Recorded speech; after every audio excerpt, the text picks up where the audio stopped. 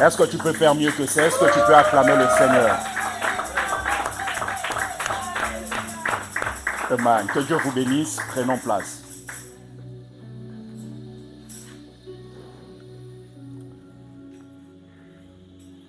Alors, bonjour tout le monde. Nous bénissons le Seigneur pour notre premier culte ici. Et c'est une grâce parce que Dieu nous a fait grâce. Amen. Dieu nous a fait grâce. Hier, on était à l'évangélisation, ici à Noisiel. Et nous croyons que c'est de cette manière qu'on peut répondre à l'appel de Dieu. Et beaucoup d'hommes, beaucoup de femmes ne connaissent pas le Seigneur. Le fait que nous l'ayons déjà rencontré, il faudrait que nous puissions avoir ce zèle d'aller aussi annoncer aux autres. Et c'est ce que nous allons faire régulièrement pour que non seulement le royaume de Dieu avance, mais aussi l'Église puisse croître dans la dimension spirituelle, mais aussi dans la dimension numérique. Parce que plus les hommes viennent à Dieu, plus Dieu est heureux. Parce que le diable est un menteur. Amen. Alors, prenons nos Bibles, nous allons lire 3 portions des Écritures.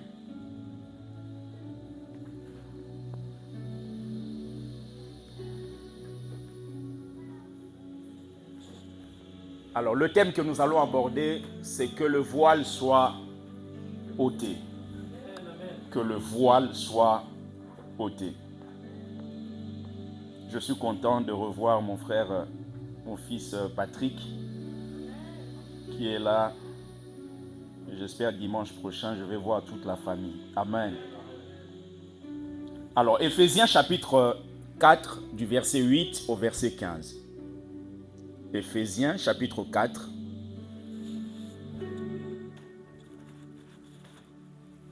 Du verset 8 au verset 15.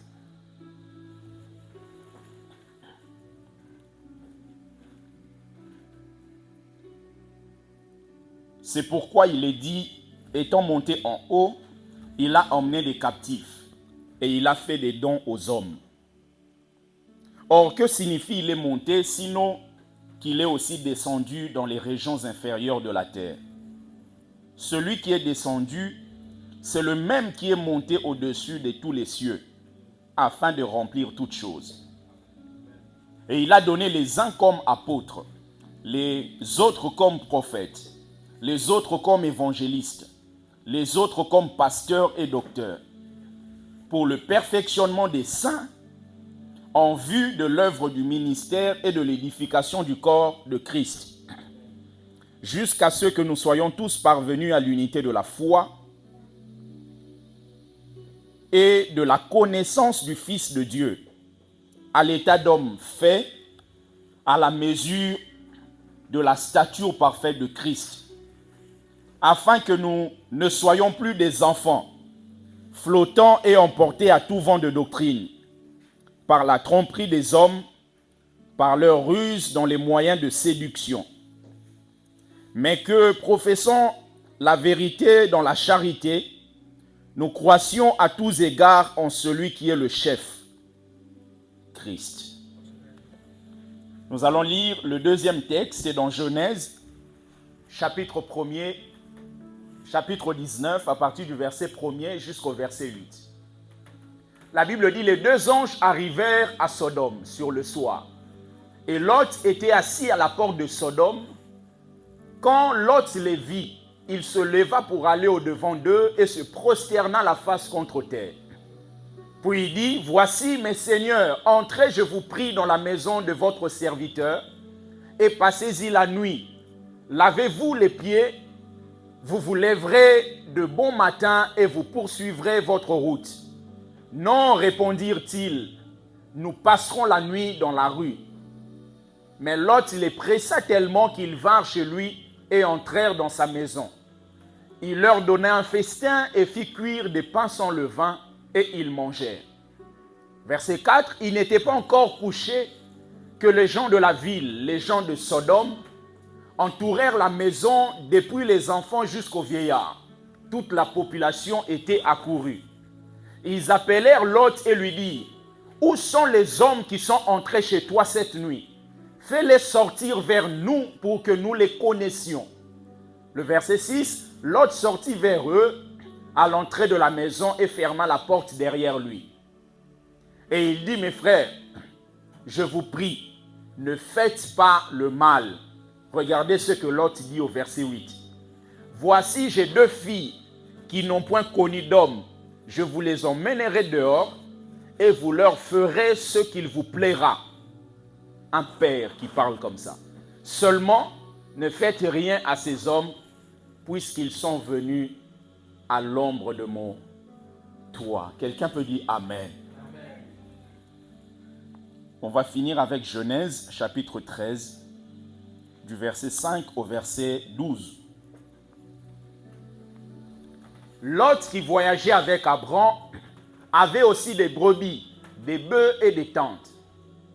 Et la contrée était insuffisante pour qu'ils demeurassent ensemble, car leurs biens étaient si considérables qu'ils ne pouvaient demeurer ensemble.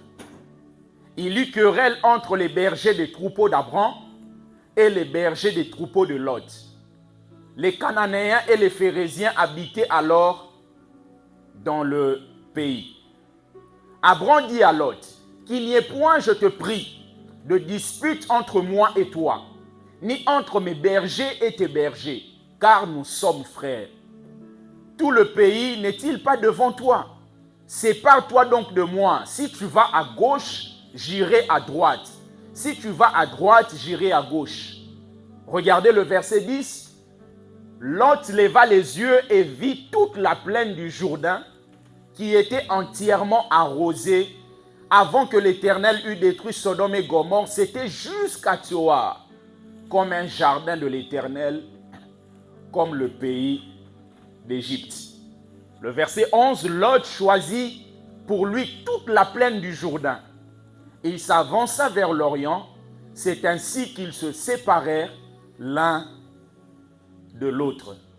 Le verset 12, Abram habita dans le pays de Canaan et Lot habita dans les villes de la plaine et dressa ses tentes jusqu'à Sodome.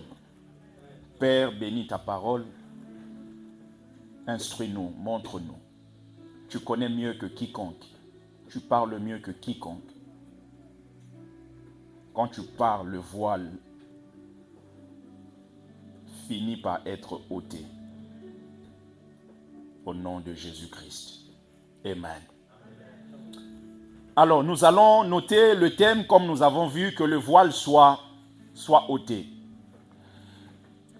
Le voile soit ôté. Alors, lorsque vous étudiez la Bible, je crois qu'on l'a déjà vu, quand vous commencez avec Genèse, la Bible déclare qu'au commencement, Dieu. Au commencement, Elohim. Elohim, c'est le pluriel du mot Eloah en hébreu. C'est-à-dire, lorsqu'on dit Elohim, c'est au pluriel. Mais vous allez vous rendre compte que lorsqu'on dit Elohim, le verbe qui suit, c'est le verbe qui est au singulier. On dit au commencement, Elohim créa. Parce que si Elohim est au pluriel, le verbe qui suit est censé être aussi au pluriel. Parce que tu ne peux pas dire « mes parents viennent à la maison ». Tu ne peux pas dire ça. « Mes parents viennent à la maison ». C'est-à-dire le verbe qui suit « les parents » se rattache au pluriel du mot « parent ». Et ici, cela nous montre qu'il y a une erreur grammaticale. C'est-à-dire que dans ce que Dieu peut faire dans la vie de quelqu'un, dans la dimension humaine ou dans la dimension intellectuelle, on peut trouver des failles. Mais le problème, c'est que la dimension spirituelle va au-delà de la dimension intellectuelle. Il y a des choses dans lesquelles, si tu te regardes bien, tu verras que ton cerveau va bloquer. Tu vas te demander, mais comment se fait-il que cet homme est arrivé là-bas? Tu commences à calculer, à faire des calculs, et à un moment, tu commences à avoir mal à la tête, tu dis finalement, je vais aller dormir. Pourquoi? Parce qu'il y a des équations, il n'y a que Dieu qui peut résoudre ça. Parce qu'il n'y a que lui qui a su comment te prendre quelque part et t'emmener au sommet. Je prie Dieu, en cette saison, que Dieu fasse dans ta vie des choses que les gens ne pourront pas comprendre. Ils diront comment il a fait pour arriver là-bas. Mais c'est la grâce de Dieu. Quelqu'un peut dire Amen. La grâce de Dieu. Donc Dieu a créé. Lorsqu'on parle de Dieu, Elohim, cela veut dire, on voit Dieu mais dans la dimension du pluriel. C'est pour cela, dès Genèse, c'est cette dimension-là du Père, du Fils, du Saint-Esprit qui se manifeste. Et maintenant, dans l'histoire, vous allez voir que le Père est un peu comme le maître des opérations. C'est lui qui gère les opérations. Vous avez le Saint-Esprit qui est celui qui donne des dons spirituels. Quand vous lisez 1 Corinthiens chapitre 12, on nous parle des différents dons spirituels que le Saint-Esprit donne aux enfants de Dieu. On parle du parler en langue, on parle de la prophétie, on parle donc d'opérations, des miracles, de guérison, toutes ces choses-là. Mais troisièmement, vous avez Jésus qui, dans Éphésiens chapitre 4, fait des dons à l'Église. Et ces dons-là ne sont pas des substances, comme par exemple la prophétie. Le don de prophétie ne se voit pas. Vous ne pouvez pas marcher comme ça, quelqu'un vous regarde et vous dit « Ah, il y a le don de la prophétie sur vous. » Non. Le don de la prophétie, c'est une dimension spirituelle que Dieu donne à quelqu'un. Le don des visions, c'est une dimension spirituelle que Dieu donne à quelqu'un. Donc, vous ne pouvez pas remarquer ça comme ça. C'est pour ça que vous allez voir, quelqu'un peut venir vous raconter des choses, mais si vous avez la dimension des visions, peut-être vous avez déjà vu. Mais quand la personne parle en face de vous, vous dites « Ah, il me prend vraiment pour un enfant, quoi. » Pourquoi? Parce que Dieu vous a déjà révélé, mais comme cette dimension ne se voit pas dans le physique, la personne qui est en face de vous ne peut pas savoir que vous avez vu tout ce que les mensonges sortent de sa bouche là. Vous avez déjà vu ça. Donc Jésus donne maintenant des dons qui ne sont pas des substances spirituelles, qui sont des hommes. C'est pour ça que la Bible déclare que, étant monté, il a fait des captifs. Pourquoi il fait des captifs? Parce que le ministère, c'est quelque chose de très difficile. Parce qu'à tout moment, lorsque vous suivez Dieu, lorsque vous suivez le Seigneur, vous mettez à part pour répondre à son appel. Bien aimé, vous rencontrerez des situations, des difficultés qui, lorsque vous n'avez pas été fait captif, vous pouvez abandonner facilement. Facilement. Des gens pourront dire des choses vous concernant. Et quand vous vous regardez, vous vous dites, ni d'Adam ni d'Ève, je connais cette histoire. Mais il y a des gens qui peuvent avancer des histoires simplement parce que l'objectif du diable, c'est de pouvoir détruire tous ceux qui ont un appel avec Dieu. Et lui, il fait des dons aux hommes. On parle des apôtres, des prophètes, des évangélistes, des docteurs, mais aussi des pasteurs. Il les fait comme dons. Ils ne sont pas juste des gens qui ont des substances spirituelles. Ils sont eux-mêmes des dons pour l'Église. Et l'apôtre Paul dit, ils sont là justement pour pouvoir perfectionner les saints. Perfectionner. Donc vous comprenez que sans l'exercice de ce ministère, le perfectionnement ne viendra pas. Il faut que quelqu'un apprenne à être exposé à ces divers ministères pour pouvoir acquérir le perfectionnement. Parce que jour après jour, nous sommes appelés à aller de l'avant, à progresser. Comme on le verra tout à l'heure, personne n'est arrivé. Et très souvent, ce qui empêche de pouvoir faire des exploits avec Dieu, ce sont les exploits d'hier. Les exploits d'hier, quelquefois, constituent un blocage par rapport à notre destinée. Bien aimé, c'est la raison pour laquelle Moïse, malgré le fait qu'il avait vu la grandeur de Dieu, la Bible déclare que Moïse dit, fais-moi voir encore ta gloire. J'ai vu hier, mais je soupire. Je veux voir encore quelque chose de grand. Dieu a fait des choses avec toi hier, mais soupire, désire. Parce que Dieu n'est pas limité. Quelqu'un peut dire Amen. Dieu n'est pas limité pour le perfectionnement. Que le voile soit ôté. Justement, le voile est ôté premièrement lorsque la nouvelle naissance arrive. Parce que c'est la base de toute chose. Être né de Dieu. Nous sommes nés de nos parents, nous sommes nés dans nos familles. Et à partir de ce que Adam a fait, nous avons tous sur nous le péché d'Adam. C'est la raison pour laquelle lorsqu'un enfant naît, il ne va pas dans une école là où on lui apprend comment être égoïste. Tu lui achètes un paquet de bonbons, c'est toi qui lui as acheté. Tu lui demandes quelques minutes après, il te dit non, je refuse. Pourquoi? Parce que c'est la substance que Adam a laissée dans toutes les générations. Mais la Bible déclare, si par un homme, le péché a été introduit dans le monde, mais c'est aussi par un homme que la justice qui ramène la justification vient par un seul homme qu'on appelle Jésus. La nouvelle naissance. Le peuple d'Israël, vous allez voir jusqu'à présent, la Bible dit, lorsqu'ils lisent Moïse, il y a un voile. Pourquoi? Parce que ce voile est ôté lorsque les cœurs se convertissent. Le voile qui nous empêche d'être éclairés, d'être révélés. Et lorsque ce voile est ôté, cela veut dire qu'on a vécu une certaine lumière qui est venue dans notre vie. Et vous allez voir, avant d'aller voir les 5 points qui vont nous servir, vous allez voir que Dieu est le Créateur. Alors Dieu, dans le désert, il conduisait son peuple. La Bible déclare que la nuit par la colonne de feu, la journée par une colonne de nuée. Dieu conduisait son peuple. Et dans le désert, le peuple a fait ce qu'on appelle le tabernacle. Le tabernacle, c'était une habitation de Dieu, mais d'une manière ambulante. Parce que ça pouvait se déplacer. Et dans ce tabernacle-là, il y avait 3 parties. On reviendra sur ça. Et après le tabernacle, vous allez voir, le peuple d'Israël a construit ce qu'on appelle le temple de Salomon.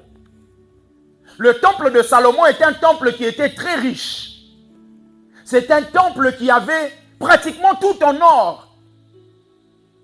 C'était l'habitation de Dieu. Mais le problème, c'est que ce temple n'a pas duré. Ce temple a été détruit à un moment donné. Mais regardez ce que Dieu fait. Il laisse le tabernacle. Il laisse le temple dans lequel il y avait tout en or, pratiquement. Mais Dieu se choisit de ne plus être dans le tabernacle, de ne plus être dans le temple. Il se dit, je veux être en toi. Cela signifie que tu es beaucoup plus important que l'or qui se trouvait dans le temple de Salomon. Est-ce que quelqu'un le croit? Tu es beaucoup plus important que ça. Il a laissé le tabernacle, il a laissé le temple. Il dit, je veux habiter en toi. C'est la raison pour laquelle, bien-aimés, que nous soyons 20, que nous soyons 30, au moment où Dieu est en ce lieu, nous sommes des privilégiés. Nous sommes des hommes et des femmes qui portent Dieu. Et ce monde est fatigué des discours qui n'ont pas de puissance. Si vous cherchez des hommes qui savent parler, vous allez les trouver dans les universités, dans des conférences. Mais des hommes qui ont le feu de Dieu, vous ne trouverez pas beaucoup. Je prie Dieu qu'à partir de ce culte, qu'un feu vienne dans ta vie au nom de Jésus. Le feu de Dieu. Il y avait les parvis, il y avait le lieu saint et il y avait le lieu très saint. Les parvis étaient éclairés par la lumière du jour. Et les parvis, tout le monde pouvait entrer. Et les parvis nous montrent qu'il y a certaines choses que vous devez recevoir d'une manière naturelle. D'une manière naturelle. Et ça va vous servir par rapport à votre vie sur la terre. D'une manière naturelle signifie aller par exemple à l'école, aller à l'université dans une formation. Vous apprenez quelque chose qui va vous servir dans la vie de tous les jours. La lumière naturelle. Nous sommes des hommes et des femmes spirituels, mais nous avons besoin des choses naturelles. Nous sommes sûrs, nous ne nous reposons pas sur le naturel, mais en étant surnaturel, on a besoin du naturel pour fonctionner sur cette terre. C'est pour ça que vous allez voir, malgré le fait qu'on parle en langue, nous avons besoin d'argent, par exemple, pour aller sortir les prospectus et aller évangéliser. Ça, ce n'est pas dans la dimension spirituelle. La dimension spirituelle nous mettra en phase pour pouvoir recevoir la provision divine. Mais une fois que la provision divine vient, ce qui sera vu, ce sera quelque chose de matériel. Et non seulement il y avait les parvis, la lumière du jour, il y avait aussi le lieu saint. Le lieu saint était éclairé par le chandelier. Le chandelier, c'est ce qui donnait la lumière dans le lieu saint. Et le chandelier avait 7 branches, 7 tiges. Et ces 7 tiges, vous les voyez dans l'Apocalypse lorsqu'on parle de cette église d'Asie mineure. Cela signifie quoi? Dans le lieu saint, il y avait une table. Et sur cette table, il y avait le pain de proposition. Aussi longtemps que le chandelier n'est pas éclairé, le pain de proposition ne pourra pas être vu. Et vous allez vous rendre compte que dans les évangiles, Jésus dit, je suis le pain de vie. Il explique, il dit, vos pères ont mangé la manne, mais ils sont morts. Mais celui qui mange ce que moi je lui donne ne mourra pas. Pourquoi? Parce qu'il recevra la vie qu'on appelle la vie éternelle. Donc, il faut que le chandelier soit allumé pour que le pain qui est sur la table soit éclairé. Or, le chandelier, c'est l'image de l'église. Il faut que l'église soit allumée afin que le Christ soit vu au travers de tout ce que nous rencontrons. Au travail, à l'école, à l'université. Et ça, c'est une lumière qui vient de l'ecclésia, de l'église. Parce qu'il y a certaines choses, vous n'allez jamais apprendre ça à l'extérieur. Vous n'allez apprendre ça qu'à l'église. Le monde peut prêcher tout ce qu'il veut. Le développement personnel. Ça, vous voyez des coachs sur Internet. Il va s'asseoir comme ça, il commence à parler du mariage, mais lui-même divorcé 7 fois. Donc tu as divorcé la première fois, la deuxième, la troisième. Donc tu n'es pas enseigné. Jusqu'à la 7e fois, et tu continues à prêcher les gens sur les réseaux sociaux en disant, moi je suis coach. Et malheureusement sur Internet, ils trouvent des âmes très affaiblies et qui tombent dans ces pièges-là. Oh, l'homme fait ça, il faut faire ceci, il faut faire cela. Mais pourquoi tu ne l'as pas pratiqué, toi? Pourquoi? Parce qu'il y a certaines choses, il n'y a que l'Église qui est habilitée à pouvoir enseigner sur ça. C'est le chandelier qui doit éclairer le pain de proposition qui est sur la table. Et troisièmement, vous avez le lieu très saint. Le lieu très saint, à l'intérieur, il n'y avait pas de lumière du jour. C'était tout noir. Mais là-bas, c'était Dieu lui-même qui éclairait cet endroit. C'était Dieu lui-même. Cette lumière est celle de la présence de Dieu dans sa gloire, appelée la gloire Shekinah. Quand on dit la Shekinah, c'est la gloire qui se trouvait dans le lieu très saint. Et à l'intérieur là-bas, c'est Dieu qui éclaire. C'est pour cela qu'il y a des choses que vous allez apprendre d'une manière naturelle. Il y a des choses que vous apprendrez à l'église, mais il y en a d'autres. Dieu prendra soin de vous enseigner d'une manière individuelle. Dans des situations que vous traversez, dans ce que vous vivez, il vous enseignera. N'avez-vous jamais vu? Il y a des jours où il y a des prédications que je prêche. Ce ne sont pas toujours le fruit des études, de la méditation. Quelquefois, il y a des enseignements que je reçois pendant que je dors. Je vois un ange venir m'enseigner. C'est-à-dire que j'ai quelqu'un devant moi qui prêche. Pas introduction, développement. Et c'est-à-dire que quand je me réveille, je saisis que Dieu vient de me parler. C'est-à-dire que je n'ai pas été dans une école pour apprendre ça. Bien que ce que je vais recevoir ne va pas venir contredire les Écritures. Mais c'est le fruit de ce que Dieu a décidé dans sa souveraineté de me donner d'une manière particulière. Et Dieu peut le faire avec chacun de nous. La lumière. Et nous comprenons que les 5 ministères sont appelés pour perfectionner les saints en vue de l'œuvre du ministère. Cela signifie chacun de nous a un ministère, doit exercer un ministère. Parce que le ministère signifie simplement service.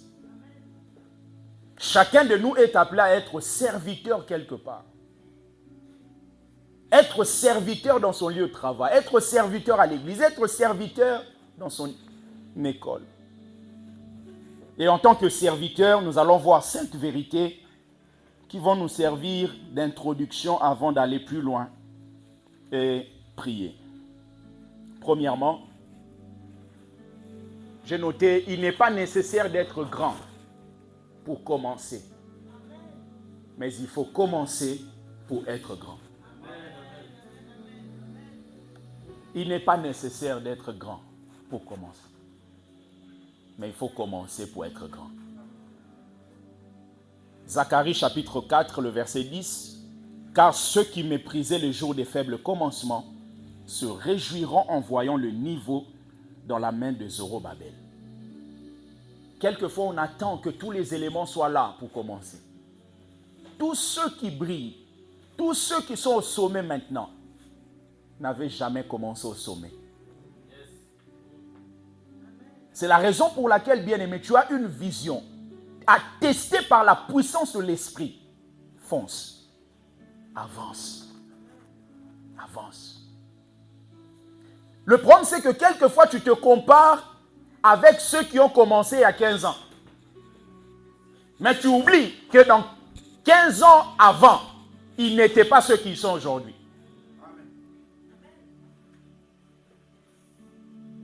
Débute et tu verras la main de Dieu qui va te conduire jour après jour. Et c'est en commençant qu'on peut devenir grand demain. Et en commençant là, c'est possible que tu échoues sur le chemin. Parce que l'échec n'est pas la finalité. Dans le parcours d'un héros, il peut se trouver des échecs. Mais le problème, c'est que je ne dois pas m'arrêter parce qu'un échec est venu. Un échec est un élément qui me montre ce qu'il ne faudrait pas faire. Mais cela ne doit pas m'empêcher de pouvoir continuer et poursuivre mon chemin.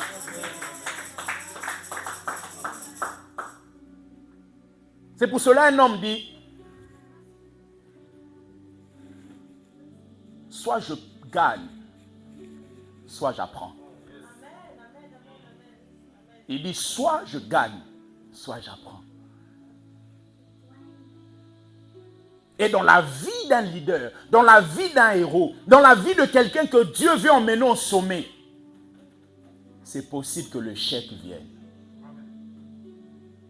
Mais ça ne doit pas être la finalité. Deuxièmement, personne ne possède toutes les réponses, quelle que soit son expertise. Personne. Vous ne verrez, si vous voyez quelqu'un qui dit « je connais tout », c'est un aventurier. C'est un comédien. Personne ne connaît tout. Et le fait de pouvoir l'inculquer en vous, ça va vous emmener à pouvoir être humble. Et ça va vous emmener même à manifester ce qu'on appelle la longanimité. Et la longanimité, c'est l'indulgence qui porte à pardonner ceux qu'on pourrait punir. C'est-à-dire, vous remarquez les erreurs de quelqu'un, vous dites, ok, j'ai vu que tu es quelqu'un qui fait ces erreurs-là, mais je te donne une nouvelle chance. C'est exactement ce que Dieu a fait avec l'apôtre Paul. L'apôtre Paul dit, Dieu a manifesté sa longanimité en moi. Dieu sait que chacun de nous ici a des faiblesses. Moi, c'est Dieu ne le sait pas, il le sait. Dieu sait que tu cherches à vaincre ça, il sait. Chaque matin, tu dis à Dieu, Seigneur, s'il te plaît, ta force, il le sait. Mais pourquoi il ne te prend pas, il te tue? Qui va vraiment l'arrêter s'il décide, il dit, ok, toi aussi, avec cette histoire, tu n'arrêtes pas, je te tue. Qui va l'arrêter? On va l'accuser où? Il y a un homme, je ne sais pas dans quel pays, Pays-Bas ou Belgique, qui avait décidé d'aller porter plainte à Dieu. Il est parti au tribunal, il a dit, je porte plainte à Dieu. Il m'avait dit ça, voilà, il n'a pas fait. On a pris son dossier, on a étudié, et à la fin, on lui a dit, monsieur, celui-là que vous parlez là, on ne peut même pas le toucher. On ne peut même pas aller l'arrêter. Maintenant, ce Dieu-là qu'on ne peut même pas arrêter, il décide de pouvoir te donner la vie. Malgré tes erreurs, c'est parce qu'il compte sur toi. C'est parce qu'il veut ton bien. C'est parce qu'il veut que tu ailles de l'avant. C'est parce qu'il veut que tu progresses. Parce qu'il veut que tu t'améliores. Parce qu'il veut que tu arrives à transcender les difficultés. À transcender les difficultés. Il veut ça. Troisièmement, les groupes sont souvent plus intelligents que les personnes les plus intelligentes qui les composent. Les groupes sont souvent plus intelligents que les personnes les plus intelligentes qui les composent. Cela signifie quoi? Cela signifie que j'ai besoin des autres. Besoin des autres. Parce qu'on peut être brillant dans une équipe. Notre brillance, généralement, ne dépasse pas la brillance totale de l'équipe. C'est la raison pour laquelle, quelquefois, je peux appeler Jason, je lui dis, Jason, qu'est-ce que tu en penses de ça? Ce n'est pas que Jason est plus intelligent que moi. C'est juste parce que j'ai compris que dans la dimension de l'équipe, l'intelligence de l'équipe est beaucoup plus importante que mon intelligence. Et donc, quand tu comprends ça, tu ne vas pas faire route seul. Tu vas chercher des alliés. Et quatrièmement, chaque homme, chaque femme a des angles morts dans sa vie. Quand vous conduisez une voiture, il y a des angles morts là où vous ne voyez pas. Il y a des angles morts où, si vous ne faites pas attention, vous pouvez cogner quelqu'un. Si une voiture est dans ton angle mort et toi tu ne regardes pas, tu vas à gauche, il y aura accident. Et dans chacun de nous, il y a des angles morts. Il y a des domaines dans lesquels tu es faillible. Il y a des domaines dans lesquels tu n'es pas suffisamment compétent. Et c'est justement la profondeur de Dieu qui nous permet de pouvoir vivre ça afin d'être complémentaires. De savoir que je ne peux pas aller tout seul. J'ai besoin des autres. Quelqu'un peut dire Amen. Cinquièmement, la montée de l'autre n'est pas un obstacle pour ma propre montée. Ce n'est pas parce que l'autre monte que moi je ne monterai pas. Et ça, on trouve ça très souvent dans la mentalité africaine. Avec le crabe. Montre-moi l'image. Vous connaissez les crabes. Quand vous prenez un seul d'eux, vous le mettez dans un panier, il va tout faire, il va finir par s'évader. Il va sortir du panier. Mais quand vous les mettez comme ça ensemble, vous pouvez laisser ouvert, personne ne sortira. Vous savez pourquoi? Parce que quand il est seul, il sort, ça veut dire qu'il a la capacité de sortir. Mais le problème, c'est que quand ils sont nombreux, au moment où tu essaies de t'évader, les autres te tirent. Les autres te tirent vers le bas. C'est pour ça que vous allez voir dans certaines familles règne ce phénomène de crabe. Quelqu'un essaye de monter.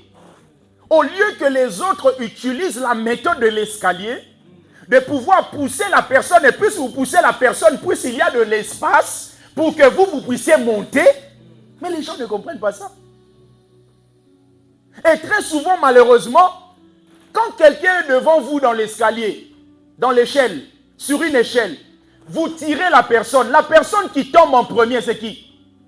C'est vous. C'est pour ça que vous allez voir, il y a des gens qui tirent certaines personnes dans la famille. Au lieu que ces personnes puissent se cogner en première, mais ce sont elles-mêmes, ces personnes qui tirent, qui tombent. Pousse-le, tire-le, fais-le avancer. Et plus il avance, plus la place se dégage pour que toi tu puisses monter. Tu puisses monter. Tu puisses monter. Pour terminer, aller en profondeur, nous allons voir l'histoire de Lot.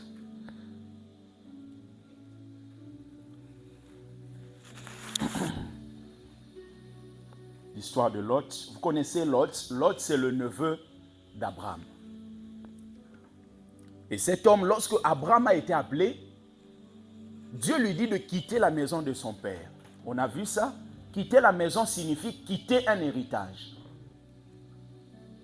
Mais vous allez voir que Abraham avait quitté la maison, mais il n'avait pas quitté seul. Il avait quitté avec sa famille. Il a quitté un lieu, mais il n'a pas quitté son milieu. C'est ce que quelquefois nous faisons. Dieu te dit, par une parole claire, je ne veux plus te voir dans ce milieu-là. Toi, tu penses que Dieu a dit ça juste pour que tu quittes ces gens. Mais tu vas dans un autre milieu avec d'autres gens qui sont comme eux, mais qui portent les prénoms différents seulement. Abraham quitte. Il quitte un lieu géographique, mais il ne quitte pas son milieu.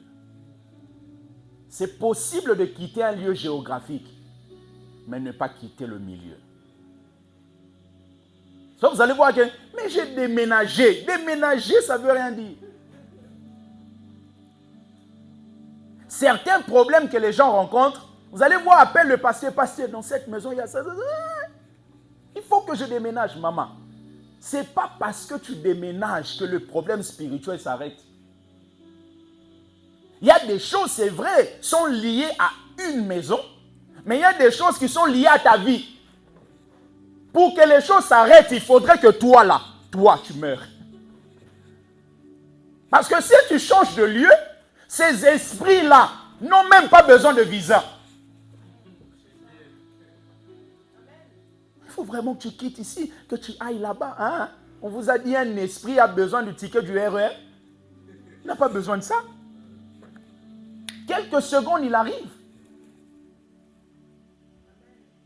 Donc, il fallait qu'Abraham puisse quitter aussi son milieu.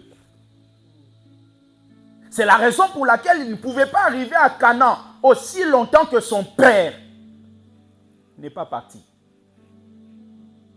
C'est la raison pour laquelle la Bible déclare que quand son père Térach est mort, c'est en ce moment-là qu'Abraham a commencé à aller vers Canaan. Parce que tu n'arriveras pas à Canaan aussi longtemps que tu n'as pas pris le temps de pouvoir te séparer avec certaines personnes.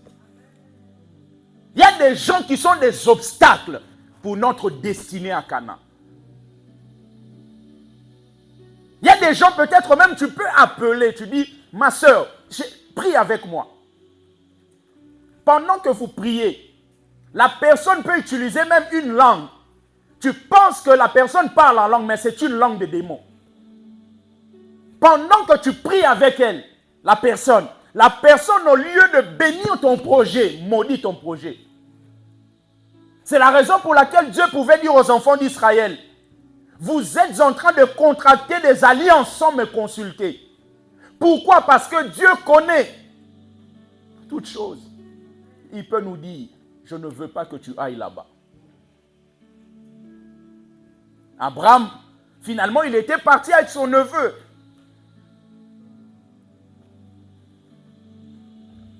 Et à un moment, la Bible déclare qu'il y a eu querelle entre les bergers des troupeaux d'Abraham et des bergers des troupeaux de Lot. Pourquoi? Parce que le lieu dans lequel ils étaient était petit. C'est là que je dis en vous, en toi, le lieu est petit. Parce que Lot incarne la dimension de la chair. Abraham incarne la dimension de l'esprit. À cette époque-là, en ce moment-là. La place n'est pas grande pour pouvoir mettre ensemble la dimension de la chair et la dimension de l'esprit. La Bible dit, les désirs de la chair sont contraires à ceux de l'esprit. On ne peut pas être charnel et spirituel à la fois. Impossible. Lorsqu'on décide de devenir spirituel, c'est la dimension spirituelle qui va chasser la dimension charnelle. Et ce monde, Dieu veut que nous puissions être dans la chair. Parce qu'il sait, un homme qui est dans la chair finira toujours par appeler la honte, soit dans sa vie, soit dans sa famille, ou soit dans la communauté ou dans l'église. C'est la raison pour laquelle le diable aime qu'on puisse se moquer de ceux qui ont une alliance avec Dieu. Noé avait une alliance avec Dieu. Noé, tu n'avais pas à boire de cette manière. Mais Noé, Satan est content. Parce que c'est à partir de ce que tu fais qu'on peut se moquer de toi. Parce que Noé, en ce temps, il était un peu comme le leader que Dieu avait positionné sur la terre. C'est à partir de Noé que Dieu a tout recommencé. Et le diable aime qu'on puisse se moquer de ceux qui ont une alliance avec Dieu. Finalement, Abraham dit à Lot, choisis. Abraham montre à Lot qu'il n'est pas quelqu'un qui court derrière ce qui est physique. Abraham, il était plus âgé que Lot. Il pouvait dire à Lot, Lot, j'ai choisi là-bas, toi tu vas là-bas. Lot n'allait rien dire. C'est son neveu. Mais Abraham se dit, ok, je fais passer d'abord le besoin de Lot en premier. Il lui dit, Lot choisit. Et la Bible déclare, et ce qui sera mon premier point, Lot a choisi un lieu d'habitation en se basant sur le physique. Il a choisi en se basant sur la vue. La Bible déclare que Lot leva les yeux dans Genèse chapitre 13, le verset 10. Leva les yeux et vit toute la plaine. Il a levé les yeux. Il a vu toute la plaine. Il a choisi par la chair. Il a choisi par la chair. En cette année bien-aimée, nous allons faire des choix. Et vous allez vous rendre compte que la vie est faite de choix. Même le fait de ne pas choisir, c'est un choix de refus. Choisir entre aller à Paris ou aller à l'université à Dourdan. Choisis pas. C'est un choix. Tu as choisi de ne pas choisir. Dans la vie, nous serons amenés à faire des choix. Et quand tu fais un choix, ne vois pas seulement le présent. Vois le futur. Vois le futur. Il lève les yeux. Un homme spirituel ne peut pas choisir de cette manière. On te dit de choisir, toi tu lèves les yeux. Tu ne pries même pas. C'est pour ça que vous allez voir, il y a des décisions que nous prenons dans nos vies. Nous prenons par sentiment et par précipitation. Et ensuite, les conséquences arrivent. On dit, si je savais. Si je savais, c'est la phrase de tous ceux qui n'ont pas su agir par sagesse. Il a levé les yeux.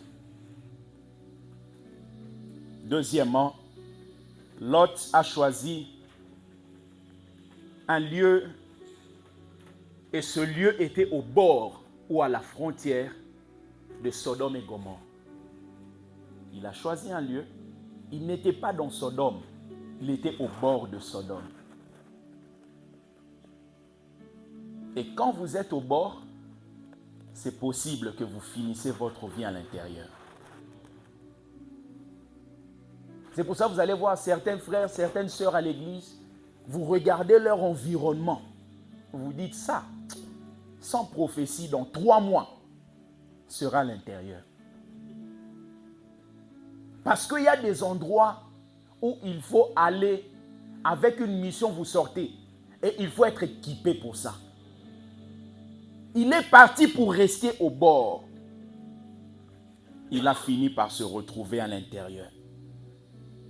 Genèse 13, verset 10, dans la version Semeur, la Bible dit « Alors Lot regarda et vit toute la plaine du Jourdain qui s'étendait jusqu'à Tsoar, avant que l'Éternel eût détruit Sodome et Gomorrhe. Elle était comme le jardin de l'Éternel, comme la terre d'Égypte. » Et Tsoar là, ça signifie insignifiant, petitesse. Petitesse, on reviendra sur ça. Troisièmement, quand vous êtes là où Dieu ne vous a pas envoyé, vous allez dérouter facilement. La grâce de Dieu vous saisit en mesure de ce que Dieu a donné dans votre vie comme vision. C'est pour cela qu'on dit communément, quand il donne la vision, il donne la provision. C'est-à-dire qu'il faut qu'il y ait une vision pour que la provision arrive. Et si vous n'êtes pas là où Dieu vous a envoyé, vous allez dérouter facilement. Au pasteur, aujourd'hui, je décide, chaque samedi, je suis en boîte de nuit. C'est bien. Mais si ce n'est pas un appel divin, pour que vous alliez là-bas en sachant que c'est un lieu qui n'est pas un lieu comme tous les autres lieux, vous pouvez dérouter facilement. Vous arrivez là-bas, au lieu d'évangéliser, on vous évangélise et vous commencez à faire pire que ceux qui ont toujours été là depuis 10 ans. Surtout, il y a certaines choses, quand vous prenez le goût au début, le zèle du début, ça vous emmène à faire des dégâts comme pas possible. C'est pour ça que vous allez voir dans la vie chrétienne, il faut garder la soif du début. Tous les vieux qu'on voit, les pasteurs, quand vous regardez dans les églises, les pasteurs qui ont 30 ans, 40 ans de ministère, à l'église, quand on dit chantant, ils ne chantent pas. Vous n'avez pas jamais remarqué ça? Ils ne chantent pas. Ils sont là, ils chantonnent et tout ça, ils ne bougent pas, ils ne dansent pas. Pourquoi? Parce que ça fait des années, le zèle du début là, ils ont perdu ça. C'est la raison pour laquelle dans ta vie chrétienne, il faut que jour après jour, tu sois comme un enfant. Le zèle du début te dit, ça dit que même si ce n'est pas grave, hein, comme on dit grave, mais toi tu dis, oh Dieu était là, c'est puissant, oh pasteur c'est puissant, oh Dieu c'est puissant. Et quand tu vas avec le temps, tu perds tout ça. Je prie Dieu que dans cette église, qu'on ne perde pas la dimension de ce qu'on avait au début. Cet amour pour le Seigneur, cet amour pour l'œuvre de Dieu, cet amour pour les choses de Dieu, cet amour pour les Écritures, cet amour pour la méditation, cet amour pour la provision, cet amour. L'amour du début. Qui lorsque tu pêches, tu es mal à l'aise. Tu retournes. Pasteur, je fais ça. Est-ce que c'est comment? Et quand quelqu'un a 15 ans, 20 ans là, il y a des gens qui ont des bêtises, ils couchent avec une femme hier, le jour d'après, il vient prêcher. Et pasteur, j'ai appris, lui il le fait même dans le bureau, pendant que les gens adorent. Lui il n'est pas là, il n'adore pas. Lui c'est pas son temps, c'est pas son affaire. Lui il n'est pas là pour adorer, lui il est là pour juste prêcher. Après on vient, on le suit les chaussures, il finit, il sort. Et pendant que les gens adorent, lui il est là-bas avec des femmes. Quand il finit, il vient ici. Dieu est ici. Quel Dieu? Le zèle du début, il a perdu. Bien aimé, que Dieu te garde dans sa fidélité.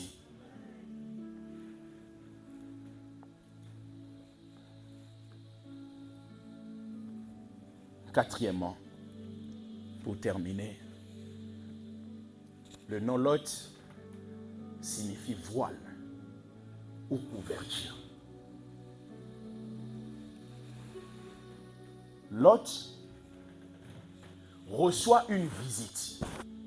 Des anges viennent voir Lot. Et finalement, quand les anges arrivent, vous voyez que les anges là qu'on voit dans Genèse chapitre 19, ils n'avaient pas des ailes. Hein? Parce que très souvent, on a cette idée-là. Quand on dit ange, il y a des ailes. Un ange peut être un homme comme toi. C'est pour ça que la Bible déclare, à cause de l'hospitalité, plusieurs ont logé des anges. Vous voyez un homme aujourd'hui, depuis que vous l'avez vu, vous ne l'avez plus jamais revu. Vous voyez quelqu'un sur la route qui vous dit, ok, va là-bas.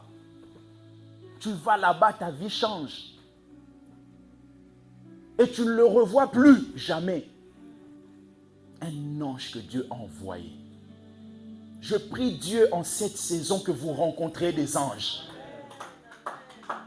Tu es vraiment dans une situation où tu ne sais pas, Seigneur, ça marchera comment? Tu arrives à la gare, tu regardes comme ça, le train est retardé de 7 minutes. Oh mon Dieu. Tu es là, tu as des difficultés, tu es là. Et directement, il y a un monsieur qui arrive, qui te tape comme ça, qui te dit, Dieu est avec toi. Dieu est avec toi. Dieu est avec toi. Le mois prochain, ce projet-là que tu veux faire, tu hésites, mais vas-y. Tu verras ce que tu vas vivre. Ça, ce n'est pas un homme ordinaire qui vient te voir. Un ange qui a été dépêché du ciel pour pouvoir transformer ta vie. Parce qu'il y a des rencontres qui changent des vies. Jacob était Jacob. Le jour où il a fait la rencontre avec l'ange, il est devenu Israël. Et Jacob, la Bible déclare qu'il était seul. Il y a des moments où tu dois apprendre à être seul. Cette histoire de mouvement-là, il faudrait qu'à un moment qu'on mette ça de côté. Le salut est individuel. Le salut est individuel. Il est resté seul. Rentre en toi-même, examine-toi, dis-toi finalement, Seigneur, je veux aller loin avec toi. Je veux faire des grandes choses avec toi. Seigneur, parle à mon cœur. Quelquefois, nous sommes conduits par ce que les gens disent. Et des fois même, nos relations sont bâties sur ce que les gens ont dit. Bien-aimé, apprends à être fiable même dans tes relations. À être ferme. Tel que je suis là. Même si 1000 personnes se présentent à moi, disent que mon père est sorcier, jamais je l'accepterai. Jamais. Pourquoi? Ma vie est bâtie sur des principes fiables. Mais il y a des gens aujourd'hui, moindre chose vient me dire concernant Mehdi, directement je rejette Mehdi. Parce que nous ne sommes pas fiables. Lot reçoit des anges. Et finalement, toute la ville de Sodome décide de venir coucher avec les anges. Vous vous rendez compte? Cet homme qui avait choisi, il avait choisi au bord de Sodome, il a fini par être à l'intérieur. À l'intérieur d'une ville où les anges arrivent. Ils n'ont même pas peur. Ils disent que nous venons les connaître. En fait, le mot là, c'est le même mot qu'on trouve dans Genèse. Lorsque la Bible déclare qu'Adam connut Ève. C'est-à-dire, il veut le connaître sexuellement. Donc, ils viennent, la Bible déclare que les vieillards jusqu'aux petits. Vous vous rendez compte? C'est-à-dire que même les enfants de 4, 5, 6 ans, ils viennent et disent, nous voulons les connaître. Quel pays, quelle nation, quelle ville. Et finalement, Lot, à cette époque, il y avait une forme de déontologie qui disait que celui qui reçoit doit protéger ses invités. Ça, c'est quelque chose qui faisait partie de l'éthique de l'époque. Comme aujourd'hui, nous avons plusieurs choses qui font partie de notre éthique dans la nation, dans la société. Mais finalement, Lot décide de garder ces gens, mais il dit, j'ai des filles qui n'ont jamais connu d'homme. Je vais vous les livrer. Lot. Tu veux sauver l'éthique. Tes enfants. Quelquefois, on veut sauver notre image. Mais notre vie spirituelle. Notre relation avec Dieu. Je veux que les gens me voient comme ça parce que avec ce qu'il voulait faire, il voulait que les anges puissent l'applaudir. Puissent dire bravo Lot, tu nous as protégés. Oh là là là là. Mais au prix de quoi? Livrer ses filles. Et Lot, son nom signifie voile, couverture. Pourquoi il vit tout ça? Parce qu'il était voilé. C'est pour cela le thème de cet après-midi. Que le voile soit ôté. Que le voile soit ôté. Que le voile soit ôté. Quand il a vu, dans ce qu'il a vu, on a vu Tsoar. Tsoar signifie petitesse, petit. Quand vous êtes voilé, vous voyez des petites choses. Quand vous êtes voilé, vous voyez des choses minables. Or, tu ne recevras pas au-delà de ta vision. La vision est accrochée à la foi. À chaque fois que Jésus faisait quelque chose, il disait ta foi t'a sauvé. Tu reçois en mesure de ta foi. Je prie Dieu que le voile soit ôté, que tu voies grand, que tu voies Dieu, que tu voies le Seigneur. Est-ce qu'on peut acclamer le Seigneur? Mettons-nous debout s'il vous plaît, nous allons prier. Quelqu'un peut dire à Dieu merci. Merci pour ce temps. Merci pour ce message.